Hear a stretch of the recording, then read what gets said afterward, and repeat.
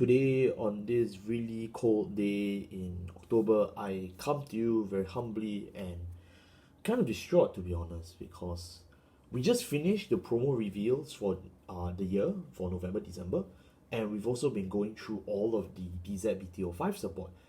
And it breaks my heart that this deck is still nowhere near playable. And today, I've come to ask for your help. Hey, what's going on, guys? I'm Mr. here. Today, I am back to do another deck discussion. Now, I know some of you may be saying, oh man, you're just chilling out doing a deck profile. You're so lazy. But I do deck profiles for decks that I can't really do a deck.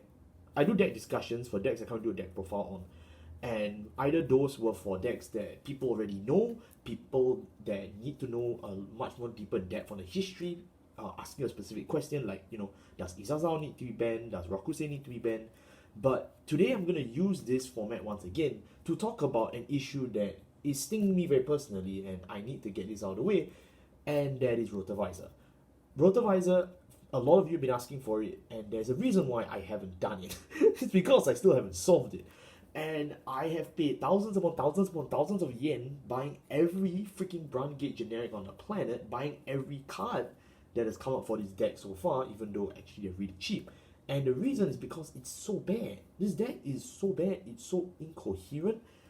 You can tell there is a design space, there is a want, there is a need, and they clearly have an idea, but they're doing it so terribly that you ask yourself, is this the same device team I've grown to admire for the whole year? Like, I saw Kidani last week at my locals. I couldn't even look him straight in the eye when I was playing this deck. So really today I've decided to sit down and do this once and for all, to discuss about what this deck has going for it and what this deck is not doing and how we can improve it, or what future support can they do. Because really I feel like most people don't actually know the true state of Rotovisor. And it sucks because a lot of people make either very uninformed comments by saying, oh, the deck's just some kid deck for tinnies, it's not good, it's just for children, it's rubbish. And then some people make the most bogus claims ever, saying, oh, this deck is capable of destroying God and man. But my question is, how? How?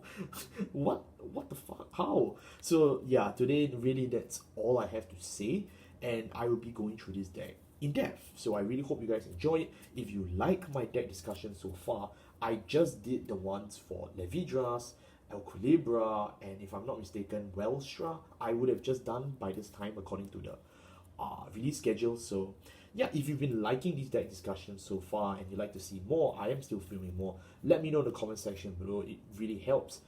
Again, because my mic is still giving me some problems, I'm testing yet again another set. So hope it works this time.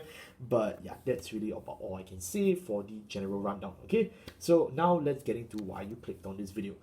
This section right now, I will title it as the cards we keep, as in the cards that clearly stay in the Rotovisor deck unless they are completely power crap. We'll start off with the right deck. The right deck, we play the Grade 0, Rotovisor. And then we play the Grade 1, Eldia, Rotovisor. And his skill is that when he's rolled upon by the Grade 2, you can search your deck for an arena card and add it to your hand. Now, arenas are the field spells, the set orders that Rotovisor uses because they're based on the Nova Grappler. The Nova Grappler being one of Vanguard's oldest clans, and I used to play when I was a kid. Like, it's all about robots fighting the ring, and they took it to the best case scenario, and they started having field spells based on the arenas that the robots actually fight in 3,000 years later. Which I am really impressed. I mean, that is a really cool idea. And Machine of Blah, if you're watching this video, hello. Like, it's so fun. Like, that is the coolest aesthetic. As a kid, you could have sold to me. I would have bought it on the spot. But you guys ruined it with how bad the skills are. The Grade 2 when Wasir, Rotovisor. When rolled upon by the Grade 3, Granzel, Rotovisor. You can search the top 7 cards in your deck for either a Grade 3 Rotovisor or an arena card. If you fail to search, you can call this out to a rearguard circle. Now, I'm just going to say this right now. All of these guys, the right deck, yes, I own them in FR. That's because you get 1 per WGP entry. So this should be an indicator on how many WGPs I've played this last month. So, okay, I am trying. Now, the Grade 0 doesn't really matter. The Grade 1, like, his rearguard skill is just when your rearguard in the same column as it stand, the unit in the same column gains 5. I've talked about this guy before. He's actually from my Astrum video. So I will link my Astrum, video links in the description. I am not doing an Astrum update, okay? I don't have the money to afford it. If you want to help me, channel memberships are $307. If I hit enough money, I will probably do the video. But here's your fair warning. I've only really collected one of this promo so far. I still can't afford 3 more. So, if you want that video, you know what you have to do. You don't play this grade 1 in Rotovisor, however, it's dog shit. Like, all it does is just give 5k, like, yeah, but in the right deck, it's pretty cool though. It's the Snow Rotovisor. The grade 2 Monster Rotovisor, as a rearguard, is actually pretty nice because whenever this unit attacks, if you have a grade 3 or greater Vanguard Rotovisor in his name, he gains 5,000 power until the end of the battle. Why? Why couldn't it be until the end of the turn? It's a restand deck, guys. It's not. What? Come on, like, it's so bad. Like, just say until the end of the turn. No one will die to a common. Come on, man. Like, I don't know. This is clearly not design balance because they chose it to be when he attacks when you have a grade 3 or greater Rotovisor, right? If they didn't, I can understand. 15k beaters on turn 2 are pretty good. I mean, look at Dragon Empire. But this is beyond bad. But because Rotovisor is so lacking of cards, I, right now, in October 2024, have the legal permit to say this is a good rearguard. But, if you told the Shiranui player your best rearguard's a 15k attacker, they would laugh and spit your face. So that should already start to draw for you the discrepancy of this deck and why it's not very good. But as a right deck guard, it's nice. The grade 3 and the main star and problem of this deck is Grunzil Rotovisor. Yes, I own him in SR. I really like it. If you have 3 or more arenas in your order zone, your front row units gain 5 as a continuous skill. Now, your arenas are all grade 2. Okay, do you see where I'm going with this? You only get to stack 3 by turn 4. You're dead by turn 4 if you're fighting Vanguard Regress. It's silly, it's dumb. Like, why do I have to wait so long? I get it, it's the Z-Lance problem, it's the EVA problem, we don't want people to be that fast. But Rotovisor can afford 3 arenas, okay? I think it can. Or at least they should print a card in the future that lets us speed up the arenas, and that is something I'll talk about later in this video. But if you actually do live to see the whole skill trigger, it's really fun. It's really good, and it's actually pretty effective. But if you don't, this is really bad. Now, the second skill is, at the end of battle, this unit attacks, Count Blast 2. That's quite a lot. Draw a card. Choose up to the number of rearguards equal to the number of arenas in your order zone and stand them. If you chose 3 or more, all the units that stood by this effect gain 5. Now, CB2, stand 2 should sound familiar. It's V Perfect Razor. It's V Perfect Razor. So you know what? I'm just going to link my Perfect Razor video links in the description. Just in case you want to see what that guy does. Yeah, but here's the catch. V Perfect Razor works. And I've proven it. Because you actually have a backup stall strategy in Ultimate Razor Mega Flare. You do not have any way to stall this deck. Like, you don't even get Night Rose draws with Negro Bone or whatnot, or an alternate way to switch your strategy, because this is Divines, right? You're locked into a right deck. This guy is this guy. You can't run from that fact. So why the hell do I have to wait 4 turns to get a basic multi-attack? I don't know. And like, even if you play on your first grade 3 turn, the CB2 stand 2 rearguards, like, they don't get any power at all. Their powers are really small. So you stand a rearguard for only what? 18k? 23k? With 1 defensive, you're locked out of the game. You're shut down. It's dead. You can't even hurt Love and Barry. Okay? Let me repeat that. You can't even hurt Love and Barry. You can't hurt Majesty Lord Blaster. You can't even hurt Vireman's Bruce. That is how bad we are talking. We sneer and we laugh at Night Rose saying, oh, you have to wait till turn 4 to play your game. Yeah, but on turn 3, at least they draw 3. Minimally, right? So it helps. I draw 1. That's it. That's it. Yeah, so TLDR, it's a really good boss if you can live till turn 4. Alright? If you see the whole effect trigger, it is really good. It's a really good card. Okay, I will give it that much credit. But if you don't, it's the worst thing ever. It really is. Now that I've described to you the right deck's problems, I can go into the main deck quickly. Our grade 3s, we play 4 copies of Rotovisor because it's a restand based deck. For rearguards, we obviously will play 4. Then we have the backup, new grade 3. They printed a second one. This is Brandt Rotovisor, and then we have Element. This is a Transfer. We're playing Transfer in this deck as our Regalis piece. We can't play any offensive Regalis pieces like Cup or Ladder. That's because we are playing field spells, so we need to set them every turn. And as I clearly mentioned, for Rotovisor, if you just don't set enough orders on time, you lose the game. So that's already one problem with this deck, is that we don't have the flexibility to play an offensive Regalis. We have to play only defensive Regalis pieces, so you only have Twin Cast, Ball, or Unite the Sky. Unite the Sky costs way too much resource, even though Rotovisor is actually a deck with a lot of resources. We'll cover that later. And Twin Cast is Twin Cast. I mean, you can play Twin Cast. I elected not to because I actually want to receive high amounts of damage in the early game, so I can actually use the CB2 skill. Twin Cast is meant to really fend off early attacks and early rush, especially against decks like Vanguard Regress. Duh. But, Transfer helps me stop the bigger attacks, which is what I prefer. Our grade 3 support and the first sign of symptomatic problems in this deck is going to be this guy, Brandt Rotovisor. He's the latest support in, the DZ-BTO5, but he's the only one. So immediately that starts to raise some questions. His skill is Energy Blast 3. It's an act once per turn skill. Choose your Vanguard Rotovisor and its card name, and you can change the cost of the unit's auto skill to CB1. Now Rotovisor spends 2 CB, you spend 3 energy to turn it into 1 CB, which means you basically rewrite the Vanguard skill into CB1 EB3. Hey Bushiroad, why? Why is this printed? In the first place, why would you print this dog shit and then give me a triple rare I'm forced to buy? Why? I don't get it. You know EB2, CB2 is expensive. What? You see what I mean? Triple rare. It's a freaking triple rare. You could have done anything on this card. You could have said win the game with like Vanguard Regress. No. I get a CB1 subsidy at EB3. It's not fair, man. But you know what? In fairness to Mr. Brandt Rotovisor, it's not a bad skill. It just feels so wasted. Okay? It's a good card. Brandt is still a good card.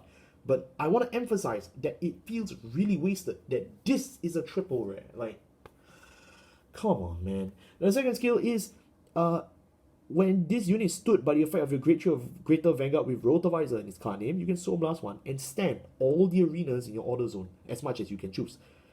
If you stood 3 or more, CB1, and your front row gains 10. This is a really cool skill. But you Soul Blast 1 to stand 2 arenas, right? So that's on turn 3. And then you can use the arenas effects again, right? But you understand the problem? The problem is that you're restanding the rear guards with this skill. You restand the arenas rest themselves to give your units on hit effects. But none of the units will hit because your numbers are pathetic. So you're paying 2 counter blasts, 1 soul blast for nothing. Absolutely nothing. Most of the time though, you won't even use this effect for the first turn because the arenas are so small and inconsequential. At most you can threaten rear guards, but to be fair, with the amount of evasion decks there are out there nowadays, especially given Vanguard Regress, you really don't get that. Like Nilberries disappears at the end of the turn, Boulder Axe disappears, most people's front row rear guards disappear, even Negro Lazy disappears. So what exactly are you trying to hit into on the first turn? I don't know. But if you can see the whole skill payoff, which is, of course, if you have 3 or more arenas, it is really good. It's a really good effect. You can stand 3 arenas, you can counter blast 1, give your front row 10k. Yes, you will give your Vanguard 10k for no reason because, that's the way the world works, but you will still get a plus 10k to 2 of your front row rear guards, which means you can hop over 1 defensive trigger because defensive triggers are 10,000 power.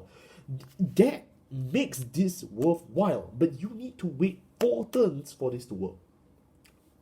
And let me just rub some salt in the wounds, just a little bit more. There's no plussing. This guy does not plus you at all. You are pouring all these resources into an extra cool looking Gundam, and he's not even getting you card advantage, right? Rotovisor draws you 1. That's it, because you paid so much freaking counterblast for it, you better well draw. But what the hell does Brandt actually do for you? You get the arenas, yeah, but the arenas aren't even guaranteed plus. So, Again, keep this in mind as we go through the video. All these points I'm mentioning will be brought up at the end of the video, okay? So, stay tuned. The grade 2s, our grade 2s, we play Wasir, Rotovisor, and then we actually play 6 of the arena. Okay, we play 6 arenas total, and then we play 4 copies of Compassionate Mechanic. We've already covered Wasir, Rotovisor. You have no need to play this in the main deck at all, so do not. Okay, just play one in the right deck, you're fine. Moving on, Compassionate Mechanic. Compassionate Mechanic is the best card in this deck, period. Because this is a card that actually understands the problems of Rotovisor in a perverted way. If you have 2 or more arenas during your turn, this unit gains 5,000 power, which means you can use this ability on turn 3. So, may I ask why this card gets the 2 or more arenas and all my grade 3s are locked to waiting for 3 or more arenas? Like, can you explain to me the difference in power level here? What exactly are you so afraid of? Like, you guys literally printed a 28k first attacker for Harry. Why do I need to wait 4 turns? Like, I don't get it. But, you know what? I won't complain about this card because it's really good with skill. Once per turn, at the end of the battle, this unit attacks. You know, if you have a greater Vanguard, you can Energy Blast 3. You know, and the rest of the arena, yeah. You can Energy Blast 3, you can draw a card, choose one of your other rear guards, and it gains 5,000 power until the end of the turn. Finally, end of the turn. Clearly, this card understands that we are playing a restand-based deck. So, you know, it makes sense, you know, that you give a power to end of the turn. That's generally what you want to see on a card in a restand deck. So, this girl truly gets the assignment. So, definitely, if you are playing Rotovisor or if you're even planning to get Rotovisor, this is the one for you pick up. Understand? This is the one you absolutely want because it ensures that you can actually play the game going first, or at least going for your first turn. So, do pick it up for sure. Our arenas are actually split in a really cute 4-2. The reason why we don't play 4-4 is because, you know, first of all, arenas are bricks in your hand actually. When you play them, you don't actually get an advantage, right? All of them have the skill that you rest it when one of your units attacks and you give it an on hit. This one gives you EC2 or CC1. This one gives you EB3, draw 1. Again, those are not bad effects, but given the nature of the arena, you are waiting very long for these effects to trigger. Your opponent, as long as he has a functioning frontal lobe, he's going to understand that if you guard the attacks, you don't get any of these effects, so you guard it. And you know something? Your numbers are so bloody pathetic, it is so easy to guard them. Vanguard regress. Yes, I don't want to keep talking about this deck. Listen, the point I'm trying to make here is that none of this shit makes sense. You print half of this stuff going for one synergy and the other half ignoring it. If you want to play a deck with on hits, help me make the attacks hit. Don't give me this crap where, oh yeah, your 10k vanilla, if it hits, I CC2, EC1. I CC1 or EC2. And I go, alright, I'll guard with 5k. I end my turn. It's dumb, okay? It's really dumb. I don't need to describe this to you. But the ratio is that you play 4 Urban City because 4 Urban City is actually the main one you go for because you actually want the resources. And this is the easier one to use. If you're going second, then you can start to incorporate Permafrost. Generally speaking, the number of arenas you go for your Rotovisor turns is you set 1 Urban City, 1 Permafrost, and then 1 Urban City. And then from there, the rest is completely up to you. If you get a 4th arena, that's fine. But you don't actually need more than 3 arenas because, you know, you are either dead by then or, you know, you just don't have the space for it. So just keep that in mind, especially when, you know, looking at this deck from the standpoint of how do I play the orders. A lot of people don't actually discuss that for some reason online, at least when I read. So I just want to get that clear. You generally go for 2 Urban City and 1 Permafrost. And your 4th can be either another Permafrost or another Urban City.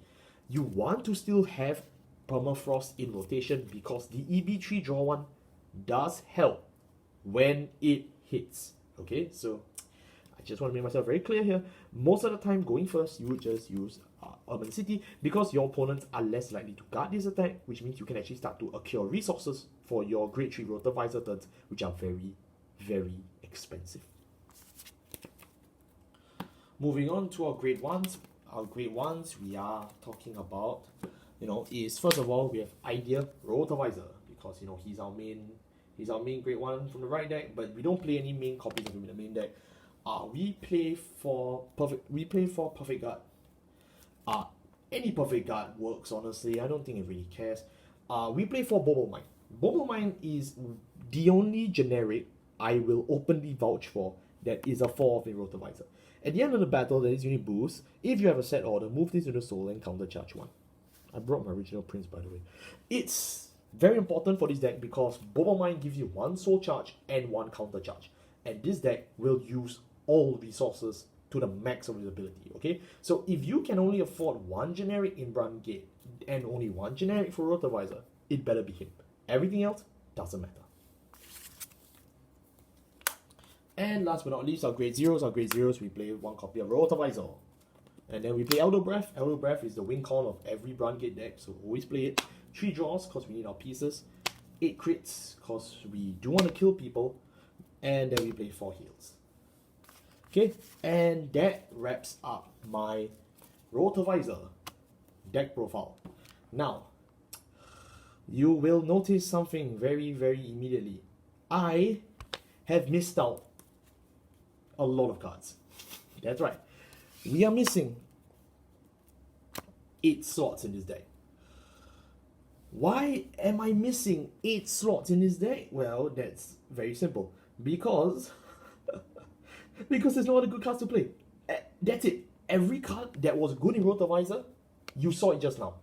From here on out, every other card that Rotovisor has, up to set 5, is complete ass. Okay? So you don't even need to consider it. We have random ass dudes who fetch an arena from the drop zone at -1 for some reason. We have random ass guys who are top 5 searching for nothing. So all that is out of the window. We have 8 slots total. So the question is, what are the generics we can play now? Okay, the generics we can play now, actually, you know, we can already guess. Okay, you can play your cycle cards. You can play Habitable Zone. We can play the Gun Cycler. We can play Ball Druid from set 2, right? But he's not that good because he's actually only a net 0 and he does not really contribute very much in terms of the net power. He is a 13k booster, yes, but that's kind of all he is, right? If you want to talk about 13k boosters, we actually can play Disgal. Disgal is actually faster because as long as you have 2 set orders, this unit gains 5000 power. It's just a beat stick. It's not a very good card, but you can use this as a front row rear guard or back row rear guard, which means even if you don't get enough cards, you can still use this to fight. Whereas if you are playing Ball Druid, though, generally speaking, he's not very strong. What else can we play? We can also play the set 3 cycler, DZ BTO 3s, Soul Blast 1 cycler, the ones that when discarded, you can call them to a rearguard circle. They're actually pretty handy because not only are they 10k vanillas you can throw as fast as possible to beat the opponent, you also get the ability to give them boost as long as you set an order this turn, which you will. So that means even if you are moving into your next turns, when you want to call your beat sticks like, you know, Compassionate Mechanic or your Brandt Rotovisor, generally you will get the liberty to move these grade 2s back to the rearguard circle at the back so that they can get boost and contribute to the assault. It's not a bad idea. I tried it, but it's not the best. You also can look into the Dragon Tree Wretch from DBTO9, whose skill is that when you set a field spell, a set order, you counter blast 1, look at the top 5 cards of your deck, and call a card with the same grade as your Vanguard to the same column as it. I find that pretty effective because it is the closest thing Rotovisor has to a board builder, but it is CB1 and it is luck reliant because you're checking the top 5, so it makes it pretty difficult to use. That being said though, that is all the generics I've thought of that we can use. We can also play Ainz. Ainz also moves to the soul and draw 1 when you send order. The problem is that it's a net 0 and it doesn't actually give you a booster. It's just a cycle draw. You know, it's all this stuff like it. It's very infuriating. You even can consider playing the DZBTO5 Brandt Gate Cycler. The ones that say, you know, if you don't have a G-Zone, trigger its effect. You can use it because you actually have quite a fair bit of grade 3s to search. You can search your Brandt Rotovisor and you can search your Transfer, right? That's pretty cool, but like, is that worth it at a net 0? I don't know. So that is really why, you know, we have 8 empty slots. I've listed to you every generic I could potentially think of, but you will notice that they all just missed the mark. None of them really contribute to Rotovisor himself. So the next brilliant shining question we have is, what exactly do I want from Rotovisor support moving forward? AKA, dear Mr. Kidani, this is what I want. Step 1, I want you guys to give me a way to actually speed up the set orders. I know I'm asking for a lot, because the last time we did it at EVA, I had to pay $40 for a promo. I understand, not everybody wants this, it's fine. It is the immediate and fastest way to solve Rotovisor's problems, but I acknowledge that not everyone wants, Nova Grapplers to win. So, alright, let's assume that we don't get this solution. What are other solutions we can look at? Firstly, and I think the problem that everyone is already guessing by now, we actually need plussing. We need a way to build boards and to draw. A lot of our draw is locked behind the battle phase draw. We have draw from Rotovisor, which is 1. We have draw from this guy, which is 1. And then we have draw from Permafrost, if it hits, which is 1. You have a lot of draw skills, but none of these trigger in the timing you want. I repeat, you need people to draw in the main phase so you can build your boards and then attack. Nobody draws during the battle phase and goes, now I start to call my rearguards from hand. That's not how it works, my friend. I'm sorry, I don't know who told you the mechanics of this game, but you need to have the cards in your hand during the main phase so you can play the game. Rotovisor's next support should not be a search. Okay, we already have plenty of searching through, Wasir and Eldir. What we need is draw during the main phase. Any way we draw, I accept it. But there is an issue, and that is resource. What resource should Rotovisor tap into? That's where right now I'm going to segue into my last section before the conclusion, and that is to talk about all the resources that Rotovisor has available. Rotovisor actually is one of the most resource-big decks in this game, in the sense that you actually have a lot of liberty and a lot of pre-planning needed on how you use your resources. It really feels like you're actually a mecha pilot. So you have energy, you have counterblast, and you also have soul in this deck. Okay, you have three sources here. You will use counterblast mainly for Granzil Rotovisor skill and Trabant Rotovisor for the CB1 skill. Generally, most of your counterblast is fed directly into these two. Granzil Rotovisor costing 2 counterblasts a return is very expensive, and of course Trabant, if you want to use his skill, you gotta need to use another counterblast for the plus 10k. If not, you just don't get the power. Bubble Mine may solve our counterblast problems, but it does also mean that when you are using Urban City, you need to at least consider 1 counter charge per game. Okay, so keep that in mind. Now, counterblast may have been the easiest one to solve, but then we are now faced with a dilemma. With Bubble Mine, it allows us to talk about soul resource, right? Soul resource generally doesn't look very too taxed. We have a use of soul in Trabant, right? Trabant uses soul, but nobody else really uses soul, right? Well, wrong. If you are playing a cycler, chances are he is going to use Soul Blast. For example, Habitable Zone. So a lot of your soul right now is used to actually feed your generics. And while Rotovisor doesn't actually tap into soul right now, rather than this one skill that uses Soul Blast, you also have to keep in mind that Rotovisor, if you fail the search, you are going to call the Great Tool from the soul. So you are actually already using 1 Soul Blast to play the game, which means you only have 2 left. And that is a problem. Okay, so keep in mind that soul is also something that Rotovisor has to contend with, and that is for a lot of the other users. And also for this deck we play Transfer, right, which costs 1 soul. Not a problem, but you do need to learn how to manage your resources if that's the case. And then of course energy. Energy is definitely the most controversial one because it's the newest one. Links in the description below for my Divines Explained video where I explain the basics of energy. But for Rotovisor, it goes way beyond that. You use energy to turn 1 counterblast down with your Trabant Rotovisor. You will use energy for your mechanic every turn, because this is the most important skill, to EB3 draw 1 and give a unit plus 5. Then you will use energy for 1 other card, and that is Permafrost. Permafrost, if the attack hits, you can use the EB3 to draw 1. And your only way of recovering is through this one, which is Urban City, on hit, energy charge 2. And that way, for every 2 energy charges, you can hit 1 EB skill. Okay, so make sure you know your resources. And that is about it for all I can say for Rotovisor. I think I've gone as long as I possibly can to talk about every aspect of this deck. And I'm tired. I really am. In conclusion, the more I talk about it, and hopefully if you've actually tested and tried this deck yourself, you'll know that this deck actually has a lot of potential. You'll know that a lot of the implications when it comes to resources and the on hits and, you know, pacing the damage and everything and the plussing is actually all pretty fun. This is really like old school Nova Grappler mixed together with a new generational resource hell.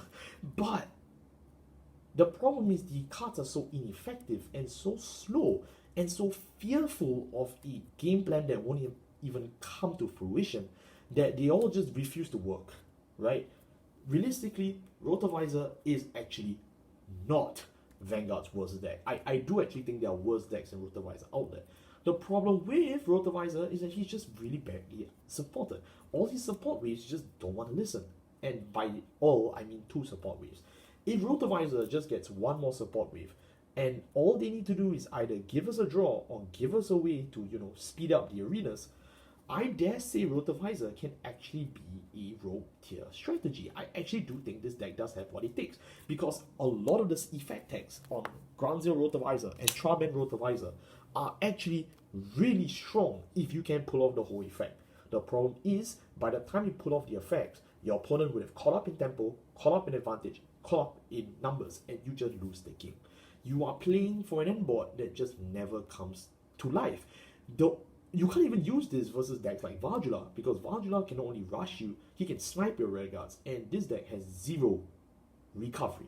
Yes, you can say, oh, I play Combined Rusher, I'm better than you.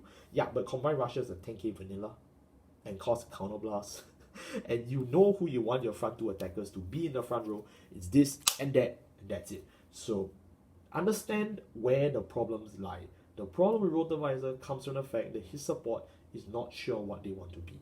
If you guys can think of better generics right now to play in these decks that I did not list in this video, please, I invite you warmly to the comment section below to discuss about how you build and solve this deck. If you guys can solve it, honestly, hats off to you. I love to learn from you guys, because we all have things to learn right now in life, right? This deck is no freaking exception. But to be honest, I'm at my wit's end. It's going to be December soon. We are going to fight Chronos Command, and my deck is too busy being stuck in the deck. Thank you all so much for watching. I'll see you all next time. We're going to try and do 1 to 2 more videos, so see you all soon. Take care, guys. Take care.